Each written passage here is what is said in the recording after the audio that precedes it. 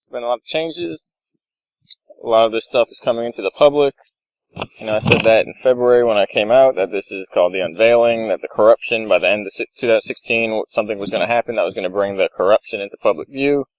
Well, that something began to happen. And then there's sub-phases of phase one. There's basically 3 phases of the Unveiling: the corruption, the legal system connected to a spiritual enslavement system, and then how that goes into these secret societies, and basically religious control and cult control, mind control basically has to be exposed as something that's been going on and something that's been happening, and that is basically the beginning of uncovering a lot of other things that have been going on, and that's basically phase one, and it pretty much, there goes the wind. I should have picked a sturdier tree. Phase 1, 2, and 3. The main idea is that people don't have the knowledge of what's going on, and for that reason, in order to get to the more complicated technological and ultimately unveiling spiritual, universal or cosmic truths related to intelligence, consciousness, the soul, and then the branch from World War II and the underground bases, the development of technology, brain drain. They took up all the scientists or all the people that were intelligent enough to figure out what was going on. And parallel dimensions, basically the format, the structure of the universe. First, the lead up to that, to these discoveries, as well as how that basically ultimately changed everything, because from our perspective, and even the people that were involved, this information has always been here on these timelines, meaning from their families, from their societies, they were always involved. And excuse the branch in the way. You can see the thorns. It's nice. It's like, I don't know what that means. Anyway. So it's like it's cutting me. I don't like it. Symbolically, I don't want to hurt it. I don't know what I'm doing. So it's really confusing and weird. Maybe I'll have a crown. Thorn crown. Crown of thorns. Oh, great. Everything's got to be weird today. I'm sorry. Enjoy the spontaneity while it lasts. Alright, so, phase one then is, for the most part, the corruption, because you got to think how you have a group of people that have no idea about any of this. They've just been living life. Okay, so how do you break them into the fact that these things have been happening, and this is like symbolically, it's like, I don't know, in my mouth, in my neck, in my head. Anyway, I'm alright with nature, so we'll see how it affects me symbolically. So how do you break them into the fact of these simulation technology, the connection between a cosmic simulator or a cosmic simulation or universal simulation, which is connected to a way of understanding the universe, and consciousness and time? That time basically is an illusion. You don't have a linearity of time where one thing happens and the other thing happens. You have a starting point where everything is coded into the universe and it already all exists, and consciousness moves down that line, and time doesn't actually go anywhere. There's nothing happening. It's our perception that's changing. And so it's like one of those perceptual illusions, like a Gestalt perceptual illusion, where like a Necker cube. I'm writing a post on this. You have a Necker cube, which is one of those cubes drawn with just the lines, the outer lines, and the it's see-through basically, and it's two-dimensional. And so if you, depending on which way you look at it, and it's not even which way, because it's not a physical thing, it's perceptually, which way your mind functions. The back of the cube could be facing this way, or the back could be facing the other way, and the front's facing you that way. And it switches whichever way you kind of think, whatever way you glance at it. There's another one, which is the ballerina performing, I can't think of the word, when they twirl on their toes, and it's a shadow, a silhouette, and so she's spinning, and depending on how you perceive, because it's a ambiguity, it's basically ambiguity of differential as far as depth perception, and so she could be spinning both either direction. It doesn't really matter. And eventually, if you catch it, it'll be spinning both the direction where she goes one way and comes back like that. And that's really, doing that. These exercises are kind of like training your mind to deal with perceptions and try and distinguish between one or the other, or discovering what is simply perception and what is concrete reality, because concrete reality is not as easy to determine when you take in all these perceptual illusions. And that's the way psychology works. Psychology 101 kind of is based upon that a lot.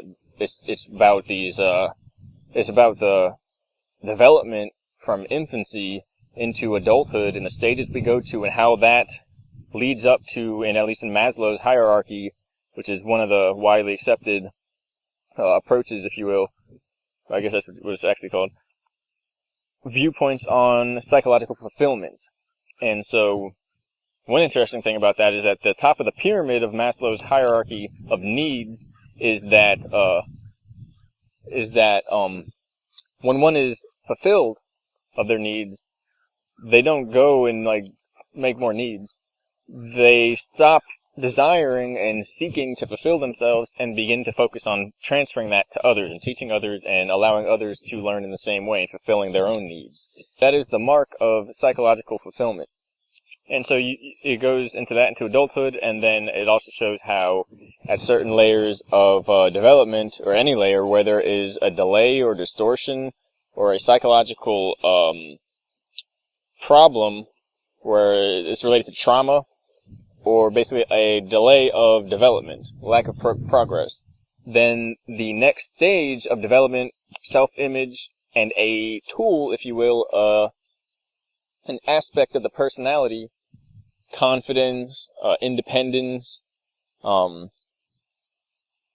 knowledge of the self, and as far as some are like at the age of 12, one begins to project their ego out again, to the point where now they wonder, what if I was like this person? They can see from another person's perspective.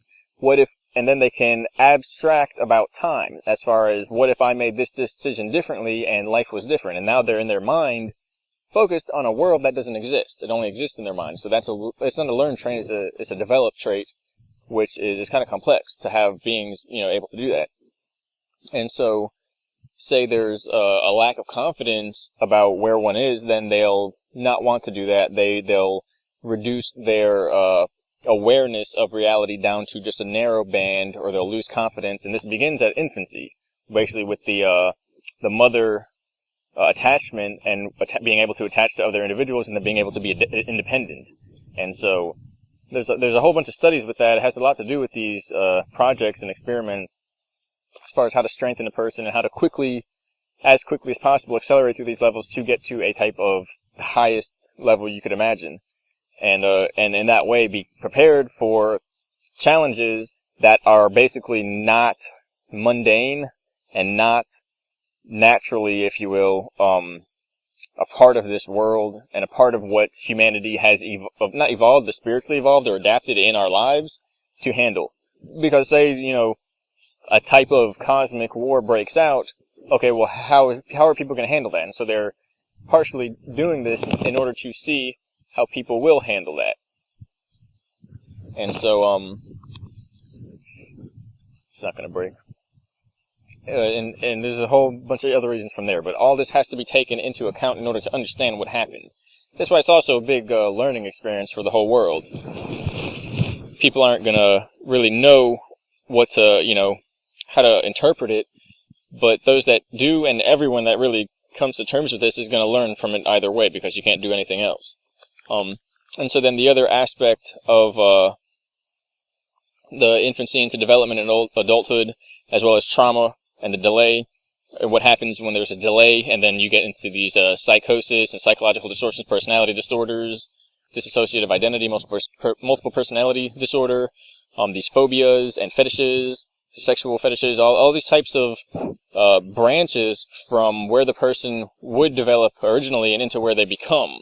And it's a distorted version of themselves. And that also has to do a lot with this causal reference theory, if you will, this way of understanding time in the universe in terms of causality, and how whenever we branch off into another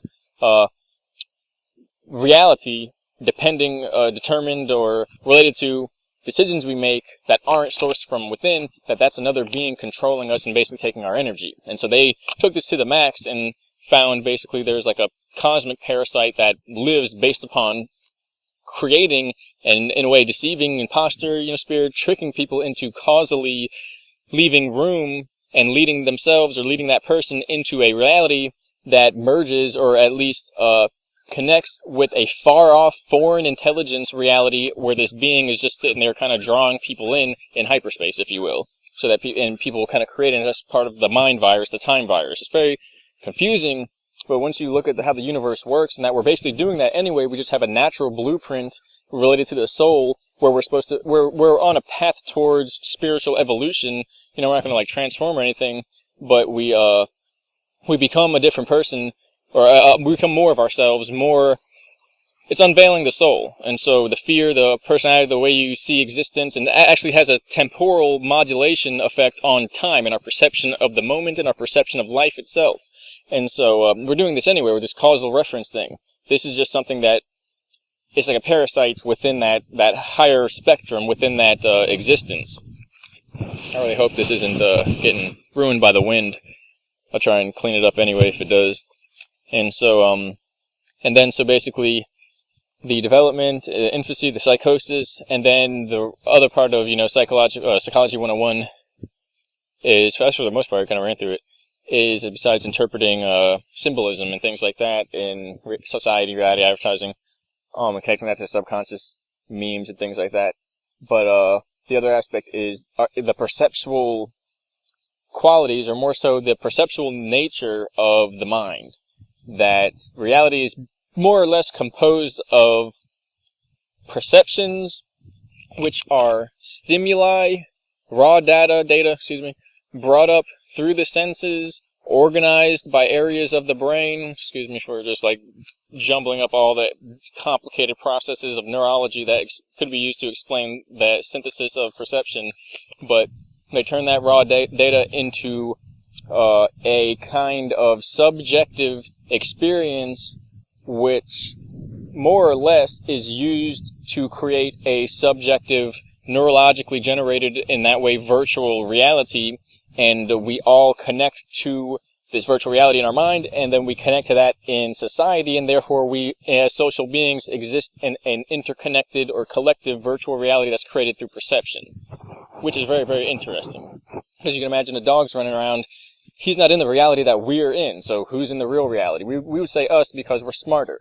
Okay, well, the Gestalt thing about Gestalt perceptions is that there are tricks that these psychologists worked out, and neurologists even, where it's like a mind game, if you will. It's like a labyrinth.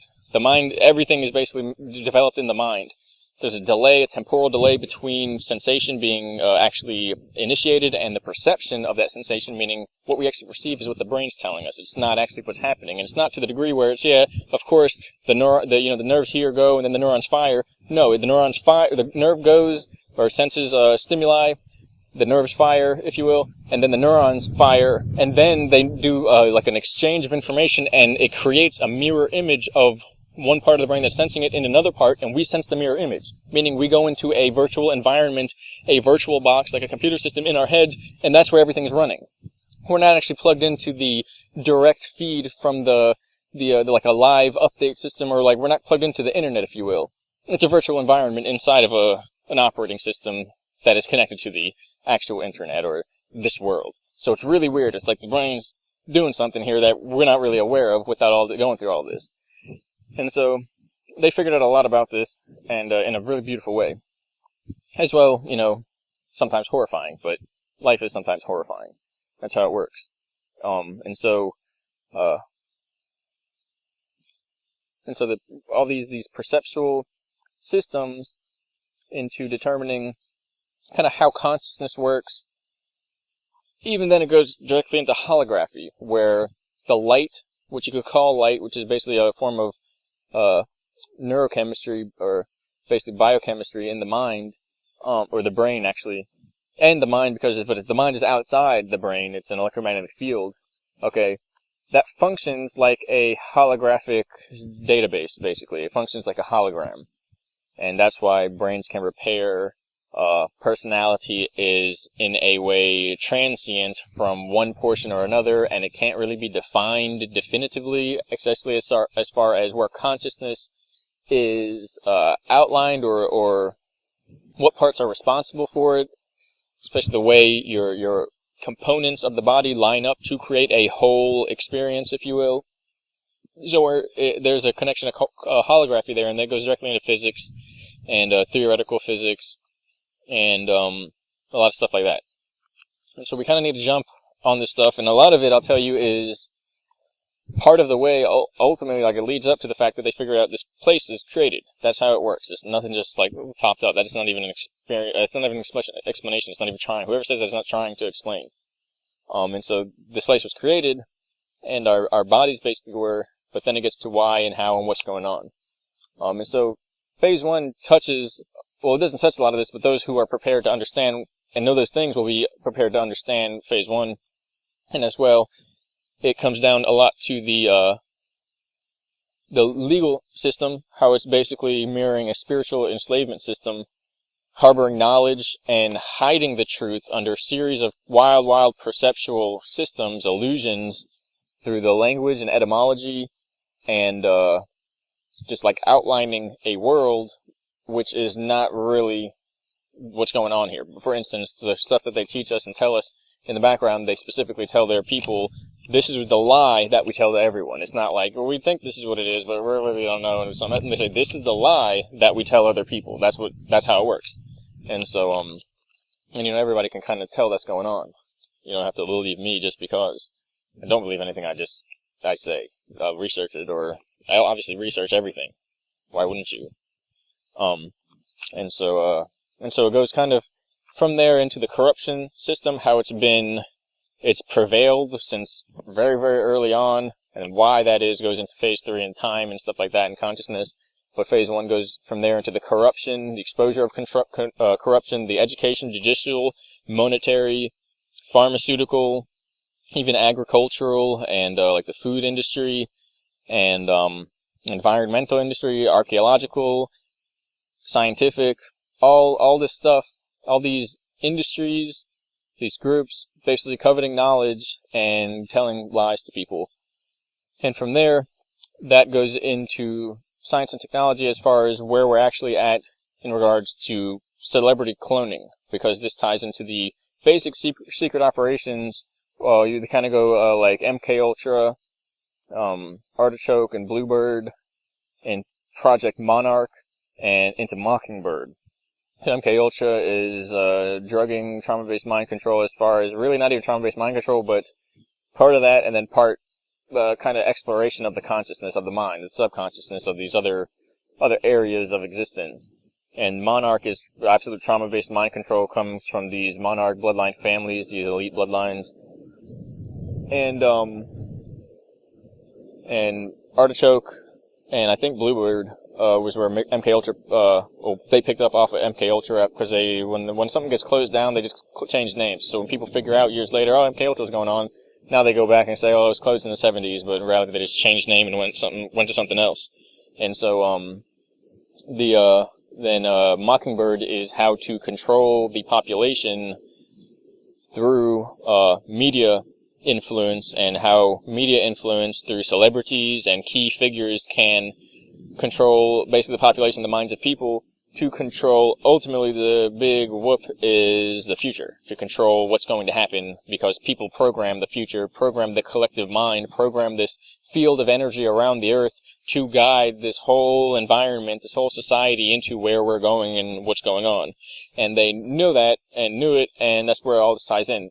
I'll just, give them benefit of the doubt. Part of this is because without some type of control system, everybody just, fights each other, because we're all different species, honestly. We're all different beings. That's how it works. And everyone doesn't really have a collective system for communication and for integration. So at that point, where we would go is directly into a brick wall as a species.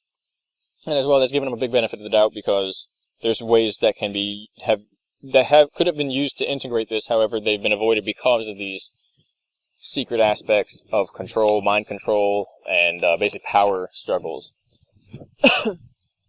And so from there into the celebrity cloning ideas of this, the aspect, and how that relates to these underground bases and these secret projects, these unacknowledged special access programs.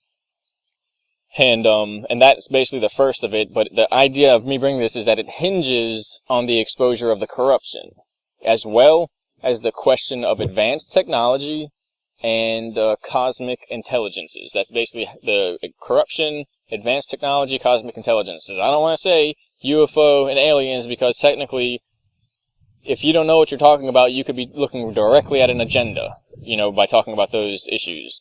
And so, which is basically mind control agenda. So, make up your own mind about these things, and the whole idea behind that agenda is so you don't make up your own mind, you just believe what somebody tells you. And so, that's a spiritual enslavement. And it's reality entrainment. And so, those three are basically the basics of the first one. Just kind of went off completely. I haven't even started a list yet, but we'll see where this goes. It's kind of interesting. And then, phase 2 is, I'll go right into advanced technology. That's where it is. And I kind of want to talk about the reality of the soul and electromagnetics and, electrogravitics and the basically the hidden technologies. And that's actually that's phase 2. How, because basically you look at it like phase 1, corruption, celebrity cloning, the kind of key issues on the mind control, trauma-based mind control, this mass mind control system. And then you look at how, and that, got to think every level is going to blow somebody's mind, everybody's minds. Because that's the truth is, we've been in a society where it's been hidden, so that's the nature of what's going to go on, and what is going on. And so you look at phase 2, it's the same thing. Only each one is modeled differently, and so this one's not going to be about the corruption. It's about how far the technology goes, and it will blow your mind. But it's also not just like they made up some stuff or invented some technology that does things. It's like this shows us who we are. Each layer shows us in history and this society, all the way into phase 3, where it leads into the origins of humanity, the universe, the cosmic intelligence, and what it all really means, and it wraps up and ties together. And so with phase 2, in the advanced technology, basically how electrogravitics work, how these scalar mind control systems work, how energy can be transferred from a transmitter to a receiver and power a city in the same way, and that'd be kind of very high powered, but in the same way, energy can come from a transmitter to a mind and influence or modulate the perceptions, the thoughts that are occurring in somebody's mind or emitting. And so it's all about waves. It's all about, honestly, Tesla said it's all about frequency, energy, and vibration. I think that's the order. I usually mix up the orders of things. And so basically, it's all about waves. This is like a hard one as well. I'm writing a post on this too. I think I mentioned the same post before about how consciousness is kind of like a wave function. It's a process it's kind of like a collective illusion. Okay, you have an ocean, and the ocean has a swell or a wave. The wave is different because it picks it up. That's when it picks it up. But a swell, which is a wave, basically. It looks like a sine wave, that kind of wave. They both do it, but the other wave is a crash, so it has a different format, a different function. And so it's kind of like a scalar wave, how they crash. Well, a wave in water crashes, it begins to carry the water with it and throw it. A scalar wave makes vibrations, but then when they clap or crash together, it actually throws energy. It's the same concept. And so, but you have a ocean, flat line of water. Think of one of those testing facilities where they have like these wave pools and all types of stuff like that. Really cool stuff. And you have like a clear tank or whatever, and you have the wave going across the water. Now, what is in motion? Cows doing aerobics. What is in motion from A to B? Don't say the water, because that's not, you could put dye and you could put bobbers or whatever's, floaters, and they stay in the same spot. They just go up and down. They don't go from A to B. They don't go horizontal. There's no horizontal motion there. And the water molecules are basically the same thing. They just go up and down. While the wave itself, in the in-between compressions, basically, the wave of energy is what is moving from side to side. So now, is energy material? Does it have mass? It has force, but it doesn't have mass. Okay, so that there's nothing moving. Nothing is actually happening. There's an interrelation between the molecules which we are perceiving as a unified force that moves throughout. So in the same way, consciousness is a collection of these forces from like an innumerable amount of individual units, from neurons to cells to energy system charges, basically charge displacements, and the end result, the collective result of all these differences, we organize into a contrast in motion in an abstract plane, relative but abstract to the layer of the, in this case, neurochemistry or electromagnetic plane or medium that all this is happening, and through that we perceive change, and that change that we perceive, just like the wave in water that doesn't actually exist, well, that's consciousness. It's an immaterial, perceptual, subjective experience of what is taking place. In other words, you need a conscious observer aspect in order to determine that wave actually moving. Say you have a computer system, okay, well, you can detect numbers are increasing and then decreasing values when so energy is moving from here to there, but you need a person to look at that and say, oh, that's a wave, okay, and to actually perceive it. You can have a system call it that, but it's not going to know what's going on. So in the same way, consciousness, you need a soul, if you will, in the brain, in the body, to have all these systems going on, because the same thing is like a wave for each firing neuron, each cell, each neurochemical process, okay, and each neurochemical process of these peptides and neurochemicals, I can't think of the proper word for them, there's, I think, thousands to hundreds of thousands to millions of them at each time. Each time there's a firing, a thought, a release from the synapses across the gap to other synapses, or from the dendrites to the synapses. I'm a little rusty on my neurochemistry biology. That's biology 101. That or 102, or would it be like 210 or something? 2020. And so there's nothing about any of this that is just a ball bumps into another ball and you're like, I haven't thought. It's just a wave crashing into foam, rising and collecting and sizzling back down, and then the process repeats itself. And that happens thousands of times, if not thousands of times a second, and each one of those collecting into a collective singular experience. That's us going, oh, the room, a tree, wind, okay? It's all stimuli dependent, until this is an interesting connection with neurology and psychology. Stimuli dependent, then what happens when you close the stimuli out and you move into a subjective state where only you are experiencing what subjective stimuli you are also creating, and you have a feedback loop? That's when you go into another environment that is basically, it's like you're in a virtual environment in your mind, and in that virtual environment that's not actually connected to the world. Okay, imagine you shut off the internet, and now you're literally just inside that operating system messing around in a virtual simulator. Okay, well, that weird stuff begins to happen at that point. You can basically create anything. You kind of do these experiments inside your mind, and the idea is once you do those experiments, you're actually connecting to a world that exists, abstract or independent of this world, yet the experiments can coincide, where you can find the truth of reality in your mind, even though they're two different worlds. And it makes it look like they are actually the same world. And it's the same with the superpowered computer systems. There are supercomputer systems where they can determine projected realities, holographic simulations based upon artificial neurons, all the way down to you get basically artificial neurochemistry. And when they run those, they can basically initiate changes in the real world. Very strange how that works. That's kind of like the bottom of phase 2, because once you do that, then you get into, phase 3, where what is this world? How has this technology influenced this world? What is really going on? And it begins to go, if you think the last parts were crazy, well, I'm telling you, phase 3, it's off the charts. There's no way of describing it. And this is pretty much how they break it down to an individual person into like an awakening, where they break all of these things down. That's the actual event of that.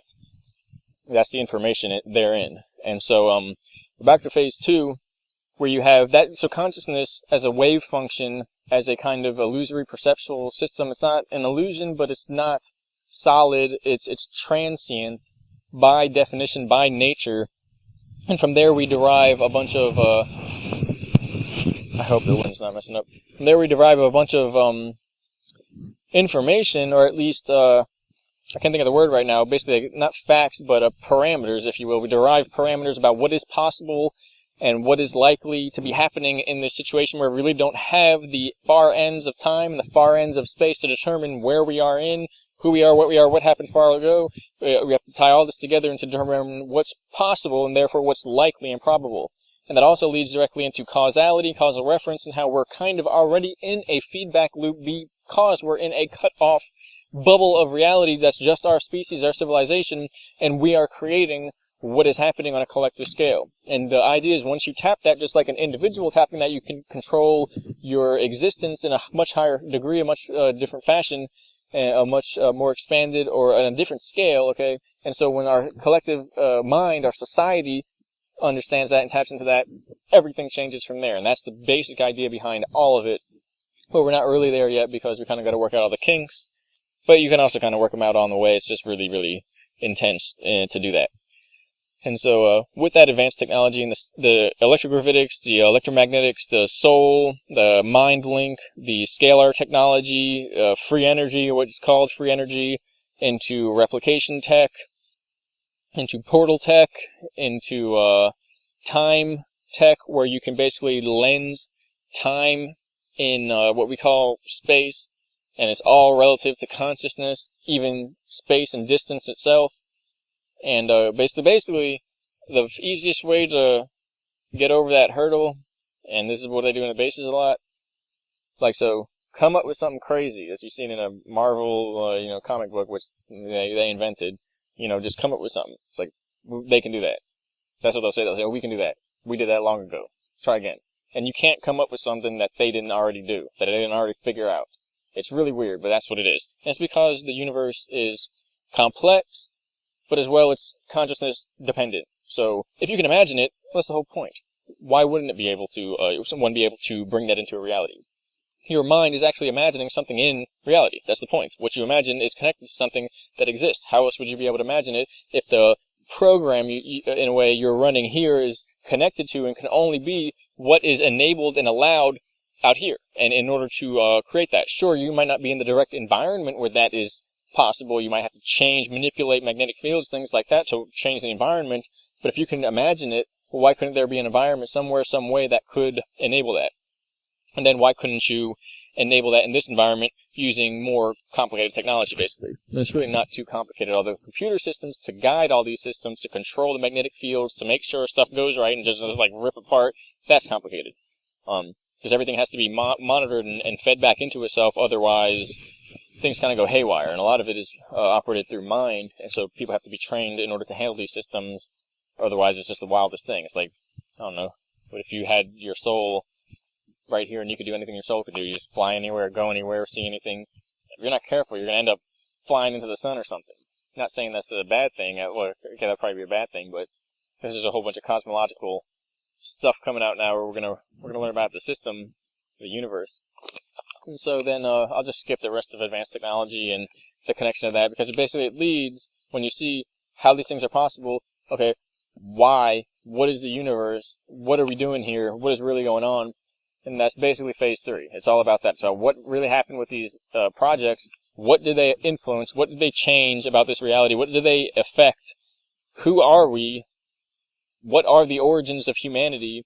What is the universe? What is the origins? What are the origins of the universe? What is the format? And basically, it goes from there, from how it all works, and then that leads into cosmic intelligence, the differentiation between species, and a whole bunch of stuff that really I don't even need to talk about here, because we've just begun phase 1. Not just, but within the last year or so. And technically since around 2010, 2013 or so. And there's a whole bunch of stuff with that, as far as a treaty between basically these elite bloodlines and a loose term of the government, but it's not the government. Basically, the treaty is over. The agreement is over. It's done. It ran out its time. Lucifer was in control of this world. Lucifer is in control no more. But we have to do something about that. We have to do something with it. We don't just sit here. a lot of people, it's like the goldfish, or psychological, learned helplessness, like it's a Pavlovian, result or form of psychological, I can't think of the word, basically it's a term, but I can't think of what it's called. It's a psychological distortion where, like the dogs, they did an experiment, the dogs were shocked in these cages, and, so then they had the cage locked and they shocked them. This is kind of sad. They shocked them repeatedly until they stopped trying to get out, and then they opened the door and continued to do it, and they stopped trying to get out still. They didn't even care. It's a learned helplessness, where they just gave up. They didn't even care. And so it's the same with like a fly in a jar. It's in there so long, you take the lid off. There's actually a bunch of flies in the jar, and you take the lid off, and only one of them flies out. All the rest of them fly up and go back down because they think the lid's still there, so they stop trying to bounce against it. Same with the goldfish in a rectangular cage where you put a clear divider in it, and you have the goldfish in there on one side. After, a certain amount of time, you take the divider out, and they never cross that barrier because they think it's still there. That's learned helplessness. So people have developed learned helplessness. They don't think outside the box. They don't question authority. They don't challenge themselves. That's what they did. The idea behind the unveiling is that's what they did. They wanted to control everything. Now they realize, oh, that's not good. It's going to disrupt our future, and so everything has to be undone. Everything that went out has to come back, and we have to regain our power. And so, with phase 3, it has to do with time travel, equilibrium, consciousness, cosmic intelligence, the system of the cosmos, the universal simulation, which is an actual thing that they discovered. I'll try and explain that in a little bit on here. I'm going to run through the list. If you just listen to that and you're full, okay, well then listen to the rest of this another time, because it's going to be a whole another set of information from here. But it will explain a lot. I probably could cut these into 2 videos, but there's no need. Just pause it and watch again later. So, alright, the cloning stations, which is usually what they're called in Europe.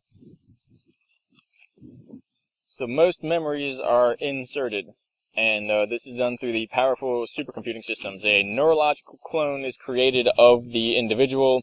This is basically an AI-powered personality which matches, mirrors, replicates, or mimics the personality of the individual that has been neurologically cloned.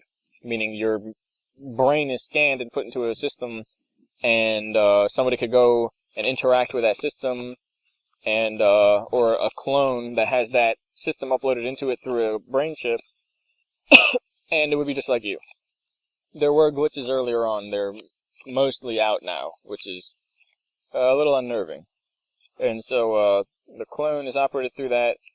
The interaction, okay, so imagine you have a supercomputer system which can map out these real to life, down to earth, neurological, physical simulations down to a physics model that is down to earth reality, okay, down to biological structures inside the system, and you can display that on a screen. I should have brought some water. And it will look exactly the same as, a news report. Wink, hint. Not really wink, hint, that's bad. A lot of the news is faked. And so the idea is that this interaction can be uploaded to the mind through advanced scalar technology, and the individual will have the experience of the simulated environment inside that supercomputer, where neurological clones do whatever they're doing, battle it out, just meet and talk about something, whatever it is, meet another being, whatever you want to call it. And usually the person will wake up or snap out of it wherever the person was, and instantly recall, which is basically the brain's processing, or at least the mind, of that information, and that's perceived as a near instantaneous recall of everything that has happened, kind of like it's a shock moment, like an aha moment where everything is understood. So that's basically the machine uploading the information in the form of memories, and it's kind of like snapping back to the moment or waking up to do that, because it blanks out the mind in order to get them into a state where it then synchronizes the energetic waves, the electromagnetic waves between the brain and the mind, and that is biosyncing, or through through the connectome. It's basically biosyncing. I can't think of these words. I was like way in these projects. But there's a whole, I don't know, a cool bunch of words, terminology, where it's all just like second nature. So basically, don't believe everything you hear or read from people talking about this, because that could very well be what is going on. These neurological clones in these simulated environments, and then these uploads that are basically making them think that's what's happening. I'll probably run through all this really quickly. A lot of stuff out here is agenda related. That's pretty much how it goes. Really, everything here is kind of like a statement. There's mind control operation to make people think they're ruled by foreign intelligences, aka aliens. And so, because of the unique, universal, holographic nature of consciousness would make this so by bringing these possibilities into alignment with our past and then present reality. Basically, if enough people collectively believe this is what's going on, we are where we are in reality, and this basically shifts over into a reality of the present where the past matches that possibility, where we kind of bring those beings into existence, because the idea is everything exists that you could possibly imagine. It's kind of creepy, it's kind of crazy, kooky, that's what it is. Where you go from there is basically, so basically this is how realities are merged and altered, aka a lot of these conspiracy theories that are coming out now. So supercomputer systems manage this information for the masses. So the idea is, what would you get if everyone was just off to believe whatever they believed? Well, you would go through so many shifts of ending up in these false realities where the past was something that we created based upon something that was either externally produced for us, or by a certain group or a certain person, or a confusion, a perceptual illusion that we just kind of rolled with and rolled into a big ball of stuff that's also a perceptual, like a psychological term. I can't think of it though. When it's like a snowball effect. I can't think of the explanation for that. But basically, you feed into something and it'll become basically real. The occult idea of that is a lie told enough, okay, becomes truth and becomes reality for the people. And so we all know who said that. I think I can't really pinpoint, but I think I know. Anyway, and so. So what would happen is that we go through a spectrum of possibilities where we have what would be called the truest true reality up at the top, if you could call it that, and that's where everybody basically sinks.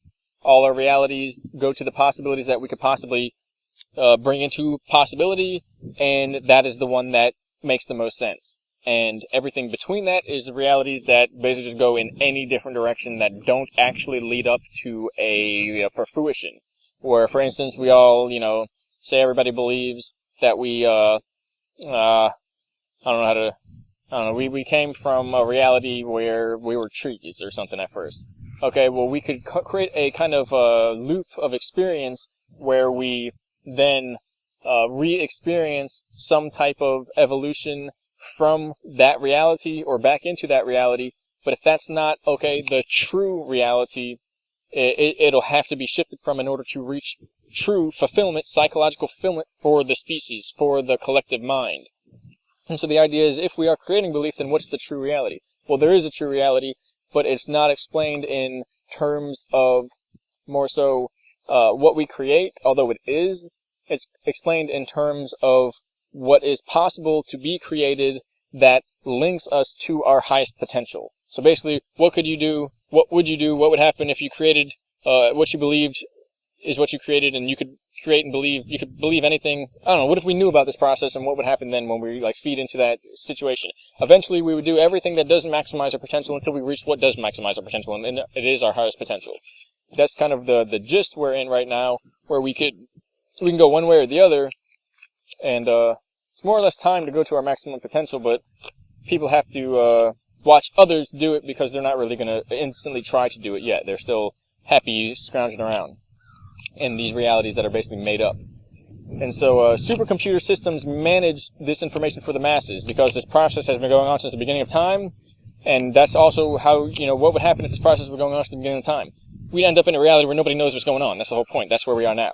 until we remember and recall and gain self-awareness, and we create a causal feedback loop of self-awareness, and then self-awareness expands. That's kind of the idea. We go from lower awareness into self-awareness, and then every reality that has lower awareness, where it's just, it could be anything, whatever you want to put as a placeholder here for why we're here, or who's the boogeyman, what's controlling things, whatever it is, until we get to the reality where we're in control, we have responsibility, something related to that is what caused us to come here, etc., and so on and so forth. And at that point, though, once you get to that one, how are you going to go back to the other ones? If you're in the other ones, well, that means you could shift from reality, time to time, past events to past events until you go wherever you want to go, which is kind of what we've been doing. Once you get to the high reality where you're in control, you'd have to drop out of that again to get back to the loophole of not really having that creative power. So that's the idea. Highest potential or not potential, and the lower potential kind of slinks around in multiple kind of side realities, whereas there's a true reality, if you will, and it's the one where we have the potential to create, and we're aware of it, and we know it, and we use it and apply it, and it induces more self-awareness through that and for us. And so supercomputer systems manage that.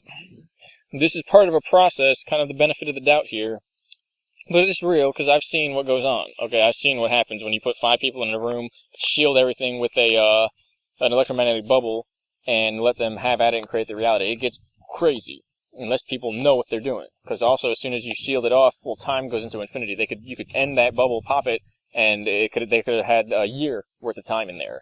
Okay, so it's really weird, but that's the universe. And so that's part of an attempt to mitigate chaotic reality disturbances, meaning basically people will all believe something different, so then only their common fears become the unified reality, and they fight each other through this disparity of collective reality.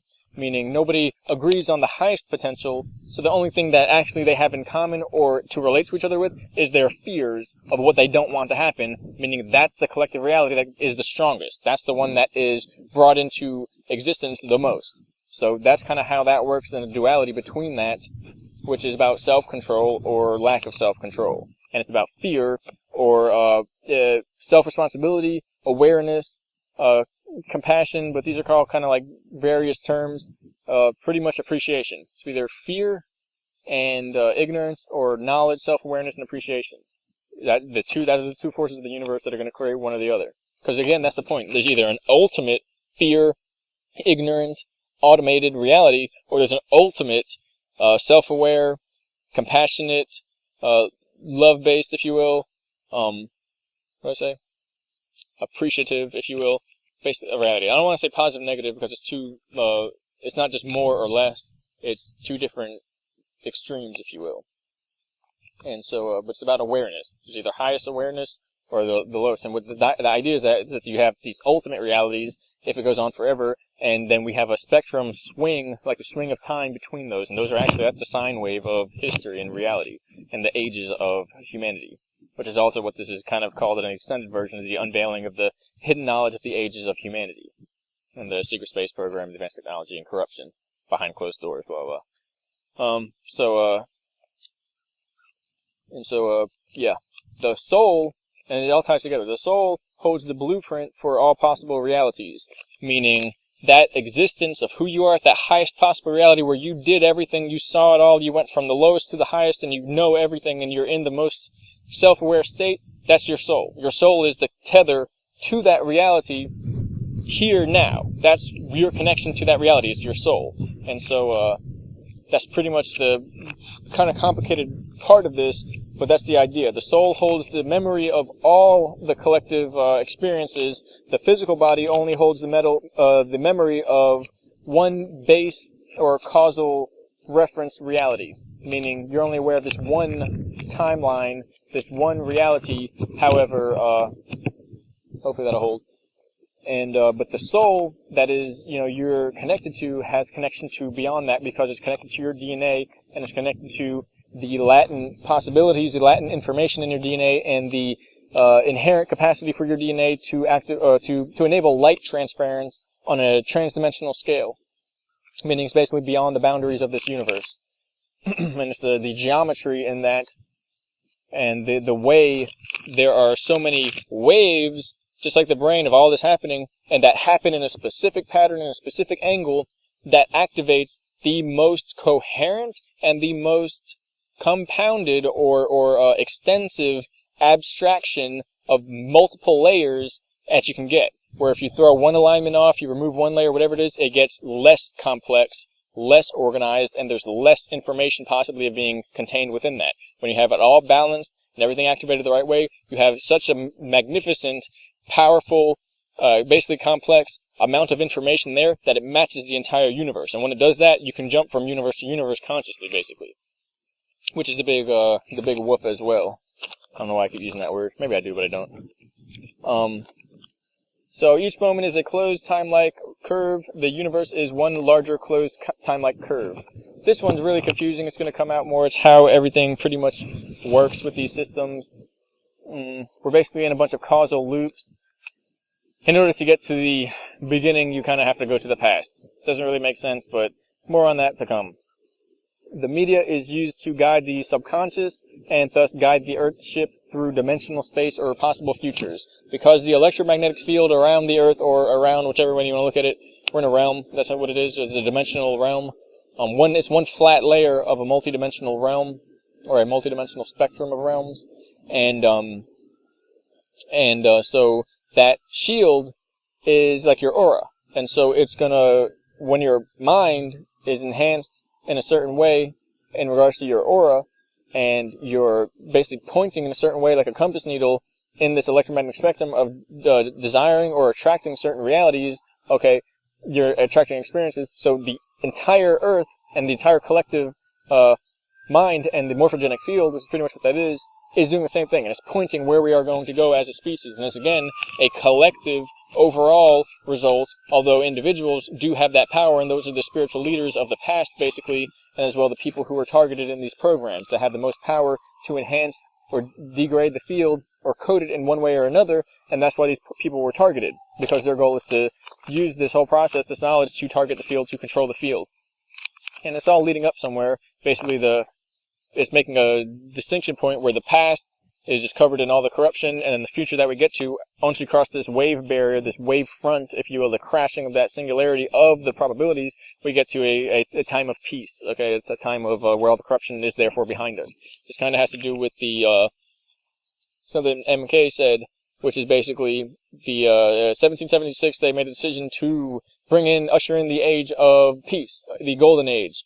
Well, the idea is, it's like when you push your hand through water, what happens? You have a high pressure zone up front that's pushing everything, and then you have a low pressure zone behind you where it's pulling everything. So because this is a hand of golden age, and they marked it into time, stamped it, and put it there using this mind magic, if you will, and all this complicated understanding of the nature of reality, and they pushed that into history. And at first it was just a little bump, a little hump, if you will. But by the time it got all the way up through history into where it is now, there was such a golden age in front of, 20, whatever year it's going to be, it could be in a few years now, that behind that, because there was such a contrast of something good in front of that, directly behind that, there was a contrast of that goodness, and that's absolute darkness and corruption. And that's basically how they created it, but they also created the opposite of it. So it's just kind of how it goes.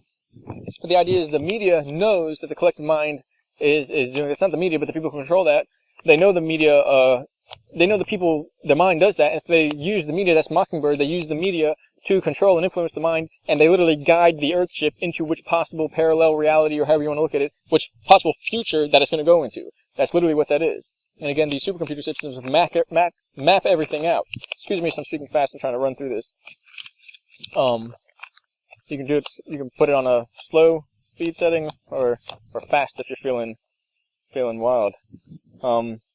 And so the cloning stations moved or shut down somewhere near 2010, or a few years prior to this in Earth reality. This is what I was informed. I can't tell, but this is what it seemed. The bases don't really even hold the cloning stations. They're in an artificial time bubble in an alternate dimension. That's how it works. So that nobody could bomb them if they were there. And so the cleaning out of the bases is kind of arbitrary. It's pretty much for show. That's kind of what that was decided to be done. However, some of it is not, and that's part of why that's happening now. However, that enters into a causal reference of this reality that something is happening, and that could go either way. That there's something happening and we're going to win. Or they could use that, because all program code from that point of view, that something is happening, and because of this, we know that something bad was there that caused this something happening, like that wave front where you have the contrast of before and after, and so something bad could happen because of that. The whole idea was to just not have any awareness of what's going on, and it just be fixed, and then we kind of get to a point where we can have this acknowledgement by ushering the new age. But we got to do what we got to do, basically. Antarctica is a nexus point for multiple realities. That's pretty much how it works.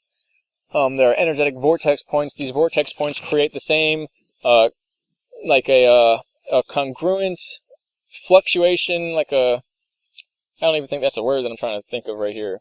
Confluence? I don't think that's a word.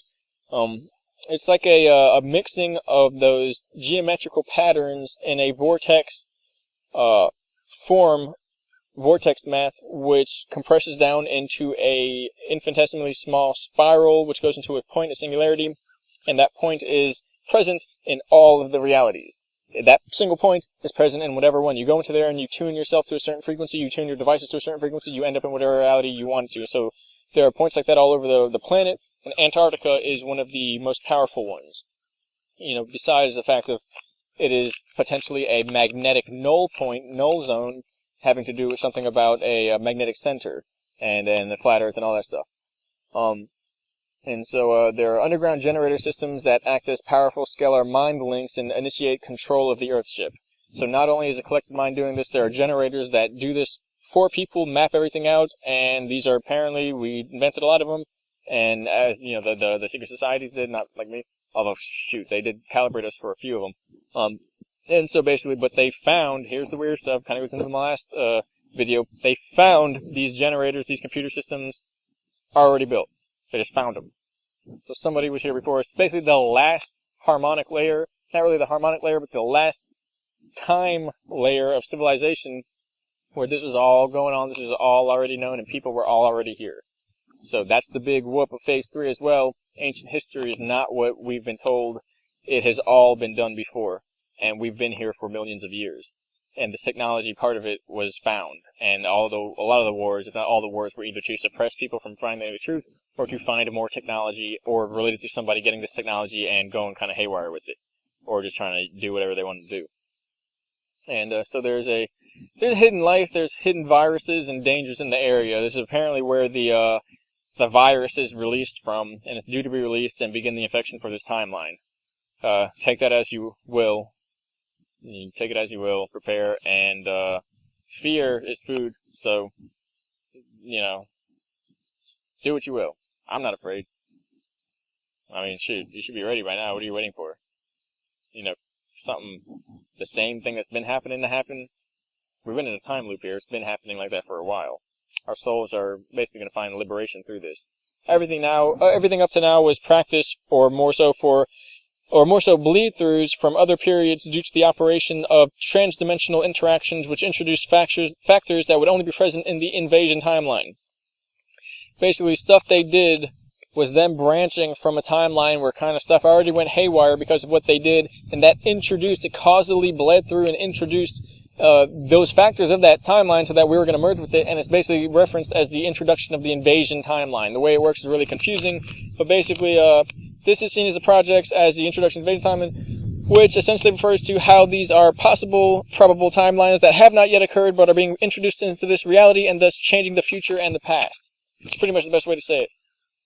It's as if we have reality of belief, okay, and so what happens when belief-based reality? What happens when you jump from another area where somebody came out like a mind magician and said to everybody, reality is going to be this way because these are the parameters for it, and they insert it into reality, and then for that point on, forward and backwards in the time, everything changes. Okay, well, what happened to the timeline, and how do you reference and say, well, in another time, things were differently, and then at a certain point, this happened and everything changes. So it's basically we have multiple layers of timelines, and we're not only moving a long time this way, we're moving sideways, if you will, or diagonally in different areas, and so the way that we would jump from one way to another, that would be called the introduction of a new timeline. And so then you got to imagine, not only is this manufactured, but it's kind of manufactured, it's mapped out and recorded. You have systems and people that are mapping things out this way as well, and then as well you get this way and that way, and there's all these different dimensions of possibilities and changes that occur that have to be mapped out and recorded. Otherwise, we would just be in a big labyrinth and we would forget who we are, and where we came from, and what went on, which is not what anybody wants. So belief is related to that system that, or the theory that we're in a belief cause reality, or a belief sourced causal reality, meaning what you believe is possible, you give causal reference or link into being possible, and you draw the possibilities of those experiences into your actual experience, into your life. So the idea is, what happens when people maximize this potential, and now you believe that it's possible? Okay, what happens when you believe more is possible because you're believing, and it goes and goes and goes? Eventually you get an equilibrium, or a nexus of possibilities where so much is possible. The only way to describe where we're at and what we're doing is that there's a system that is making this all possible. So now the camera itself is swinging. That there is a system, there's a system that's making this all possible, okay? And it is before or ahead of us in time. Meaning, but at the end of time, imagine you went so far and so long by imagining and building up more and more power. The idea is to build up power and self-awareness, that the only way to explain where you would be if you continue to do that is that you'd be in a state of near omnipresence and omniscience and omnipotence, where you could do anything your mind imagined. So at the end, every individual that is capable of doing this and activating their soul and just wants to will basically become a kind of center of reality. The idea is that because it's possible, it means that it already exists. It's out there. It's already there. It's a triangulated tip of the realities when you stop going sideways one to the other and kind of inching along, but begin doing these leaps and jumps and compressing them down to the one that's the most powerful reality you can imagine. And it equals that there's basically supercomputers at the end of time that map out reality backwards based upon how quickly and how coherently we can access the power of those systems in those realities.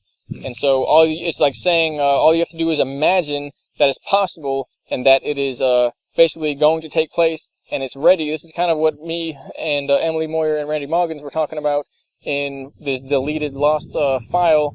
But when you can imagine that and bring that power to it, it's not that you have to really manifest it. It becomes like a video game there where it already exists. All you do is imagine that in some reality you did the proper moves and this, that, and the other, and you did the work and manifested it. You'll connect with that reality on a side parallel, but they both meet up to that reality, and you can actually pull the energy from that future point in time where the two realities meet, and it comes backwards to you. So Trick, Secret Society has been holding that forever. That's what it is. And so basically it goes back to that it all meets the power through that, and then we look into where we came from in the origins, and it breaks down to a contrast between the two polarities of types of people, the two polarities of the source of the universe, where one is basically that fear-based lack of awareness and automation, lack of self-awareness actually, and automation, or a love-based more or less appreciation, compassion, self-awareness, and free will. That was the other thing I forgot to say before, is the free will behind that universe. And so there's the two causes, the two types of universe that are superimposed over one another. And you have the ultimate version of one and the ultimate version of the other, and they link in the end, in the future, or the beginning and the end, but in the meat of the story, if you will, it's like this kind of labyrinth where they go in 1,000 different ways. And so, when I first went public, I was playing into some agendas, fear-based agendas, by not saying all of this because I didn't want to overwhelm the people that were already out here talking. And I wouldn't want them to just be overwhelmed and not know how to deal with it. They were too comfortable. That's not fair for others. A lot of people aren't going in a way, they're not going as fast as they could be going. Okay, I'm not, ragging on them. Most people, literally 99.99% of the people are ready to go faster and want to go faster. So that's just how it is. But before I made the mistake, I was like, let me do this slowly. Let me not hurt anybody's feelings. Let me basically give people the benefit of the doubt for what they're doing, their attitudes and things like that. That is not necessary. That was an agenda. I was playing into basically people playing with my emotions. I was thinking, they could use it. They're not using it. So, the control. Okay, so anyone taking people's power is being deceptive in one way or another. It's control of the causal reference of reality that I described before, and that takes away people's true power to choose. If you can't choose, if you don't have the power to choose, then for whatever reason that happened, if whoever took that power from you, that is a deception. That is a mind control agenda. Look at the quality of information. Basically, if it's fear-based, if it's panic-based, if it is ushering you and urging you to give that power away, basically, it's kind of like an energy vampire system. If it's starting drama and it's based upon talking trash about people and calling people out more than it is about talking to the people directly and giving them their point of view and helping them or assisting them in coming to the truth, then it is a deception, it is a mind control agenda. Big secret, people are the programmers. The Illuminati, all of that, the people are the programmers. All they do is put the program code into reality, and then people run off these savior programs, these psychological projections where they then project that evil or the idea, the image of evil onto one another, and they're actually hiding from what's within them, that duality game, okay? People run the programs. They just put the possibility out there for people to act this way and disrespect one another. People are the Illuminati. That's the big secret. There's no such thing because people are the ones doing it. So then, alright, the last thing, oh shit, it's not even the last thing. One of the last things on that side of the list is that this all connects to time travel, trauma-based mind control, and celebrity cloning. Basically, the basis, I wonder if anybody's out there in the woods like listening to me like, what the fuck? So, the time travel, it's on YouTube. So basically, one of the main effects of time travel is traumatization. It's like the energy systems can't handle it, the mind fractures. It can't handle it. That's part of how the trauma-based mind control connects into it. Not given the benefit of the doubt here. That's literally one of the reasons for trauma-based mind control. The people who don't go through these systems and experience time travel go undeniably, permanently, absolutely insane. Okay? It's just how it works. The cloning centers, they moved or were always interdimensional. That's how it works. It's a setup to take violence, to take a violent standpoint in this system that enables, through that causal reference I just explained, that enables the same response onto the people, even if it's in the mind, and it's just a violent, disrespectful, disharmonic, discordian outlook that enables that to be fed back to us. It's like a rule, a law. People have to open themselves up for it. Using violence enables that. It's kind of like a form of magic. It's also a spiritual charge, and it's causal hijacking through mind manipulation and psychological imbalance, meaning people can actually pull charge from that. Imagine, I just did a post on this earlier. Okay, somebody going around being a bully. What is that? An emotional bully, not actually no contact.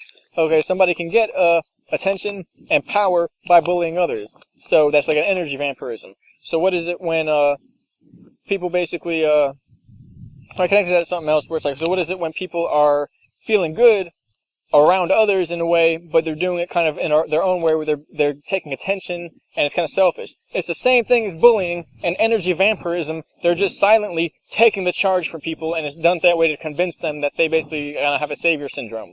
And that's the basis of religion. But that psychological imbalance, that hijacking reality, mind manipulation, the reality of the soul, how it all works, electromagnetic charge, that's all related in Gnosis and the Gnostic texts and the occult knowledge. And basically, how one is either motivated by fear and lust or desire, or knowledge, wholeness, free will, and appreciation. Basically, those are the charges of the systems. And fulfillment is reached through wholeness, at least for the people who choose that. And some say that it can be done through fear as well, and the other way. But because that's just that they're two extremes, and therefore fundamental charges, if you will, of the universe. So there's two kind of systems going on there. I think in the end they kind of all nullify back into a neutral, peaceful version, if you will. And so doing that, though, these mind control agendas, these vampires, all that stuff, it's a form of spiritual attack. That's what that is. It's based upon the ego, the reptilian brain, which connects the hippocampus and the memory, and harmony as well is the free will, appreciation, all that. It's the other side of that. It's harmonic versus disharmony. But the reptilian brain, the hippocampus and memory, the pineal gland, the pituitary gland, the limbic system, cross brain chatter, the higher and lower brain, the R complex, the brainstem, the spine. That's basically the difference between fear-based reality or wholeness, harmony, free will-based reality. The lower brain, reactory, animalistic, has no ability to choose. The higher brain can choose. And as well, it's not really the higher brain, it's the soul, the electromagnetic spectrum that operates around the brain and actually skips the brain. It's faster than the brain can't keep up. And so, people who really aren't saying what's happening is because they're either hiding or they don't know. either option is a form of hiding and an agenda. Because having the ego to come, to do this lot of stuff, but not to admit that we don't really know everything. Nobody does. I'll be the first to admit it, that there's agendas everywhere, and no one has the full picture because nobody can. And I'd rather not, because my brain would explode. It already almost exploded to know what I know now. And so, but I do know about what I know about, and so I can say that. How this information was, developed over time, and the experiments and operations, stuff like that. And so knowledge is the foundation of the soul, and knowledge and compassion. And so, the basic idea, I think that's it. We did it. The basic idea is that these people who have been running these projects, if they go towards compassion now, they believe that it might kill them. Not only they believe that people will be mad at them, but they believe that it might kill them to return back to compassion, to bring that charge back down, and to get the BS from all the people that they took energy from and have that given back to those people. So, part of what I was doing, and I still do, is to try and balance this out, bridge one to the other, neutralize the situation, basically bring the species together, bring the civilization together. And I know it's a shit show, excuse my language, first one for today. But basically, some believe that they have to live off of people, in a way eating them, and as well, there's a physical version of that, but it's not the same. It's like a mind thing, that the two can never mix, and the one civilization basically must fall for the other one to prosper. But I think there's a possibility, there's a reality, there's a whatever you want to call it, timeline, where it's possible that there's a unification of realms, or the fact that one reality is free of collusion and interference by the other group's reality, things like that, and they kind of separate. Whatever happens, okay, there's a way for both to survive, and that's kind of what I'm looking forward to, looking for. And although that doesn't mean like beings that aren't supposed to be here, that can't mix with people, are supposed to come and like sit down and have coffee. That's not the situation. The reality is expanse. You can do anything. So, I mean, technically you can do anything, but that would be, we'll see if that's what's gonna be. I don't think that's what's gonna be. Because you can do everything, and you can imagine anything, well, there are beings that just do not mix. That humans and these beings don't mix, and that's how it works. And so, but I do think there's going to be a beneficial outcome for humanity. Really, for humanity. Because the idea of two that can't mix, well, the beneficial outcome for another one might be to eat people. So it's like, but the idea is that it doesn't have to be a complete outright destruction. For instance, we can basically separate and clear the realm, and those beings go to their home realm, and people either go to their home realm, or this is our home realm, and we claim it, make it sovereign, and clear it. Alright, that was a talk. I ran through the last part. Hope you enjoyed it. Hope this came out. I probably spent a lot of time doing audio. Maybe I'll ask Joseph Rancier for some audio help. He helped out with that one video a lot. 40 mile an hour winds. Nice stuff. Alright, thank you.